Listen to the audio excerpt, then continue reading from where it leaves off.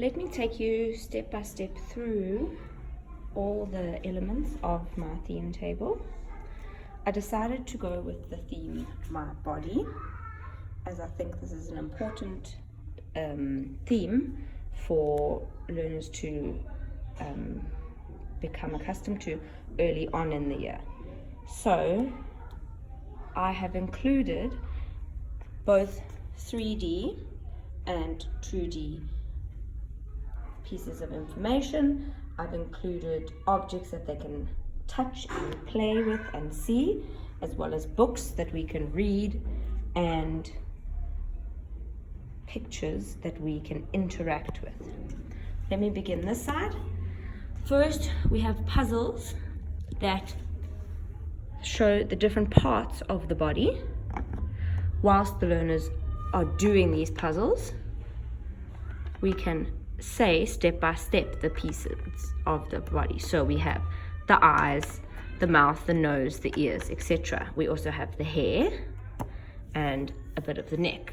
I have a girl and a boy one so that they can learn, although the parts are the same, that they do look a little bit different.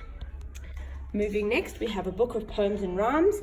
Inside that book there are rhymes about head, shoulders, knees and toes, and songs that we can sing. Then I have a deconstructed face with all the parts surrounding it that the learners are able to pick up the pieces and put them in the right spot. So the eyes go there, the nose can go in the middle, etc., etc. It's like a puzzle, but with all the labels, eyes, ears, mouth, nose, etc. all around it. Next, there's a completed head so that they can see potentially where the pieces should go. And then just two little thought-provoking things and conversation starters. So we can talk about the different color eyes in the children's class. So my eyes are this color, my hair is this color, just discussion points.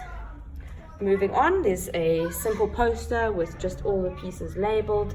Obviously this is quite in detail, but it doesn't harm to have all the details, and those learners who are learning faster can progress and learn the more details, such as shoulder and waist, and heel and ankle.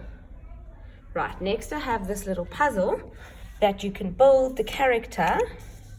You choose if you want black hair and the pink dress and maybe the purple bottom, or you can swap it for the pink bottom and the brown hair. It's just a fun little puzzle game that the learners can choose who and what they wish to create. Next, we have a nice hardcover book all about me, which opens up with my body. Very simple images and very simple labels that we can, this is a great resource to sit during ring time to say, this is the eyes, and we point to the eyes, and the learners can physically touch this and interact with this. We have two dolls, one there and one there, as not only do the learners enjoy playing with dolls, but they can also play with them and actually touch and realize, okay, this part I'm touching and holding is the arm, this is the hand, these are the legs, etc., etc. So it's just a more hands-on approach. We have a full body image there, and then labels arms, hands and fingers, so that they can understand that the arm is made up of arms, hands and fingers, not just arm and then it's done. There's another book, which is another resource, which is about sight, which is a really fun book that I enjoy.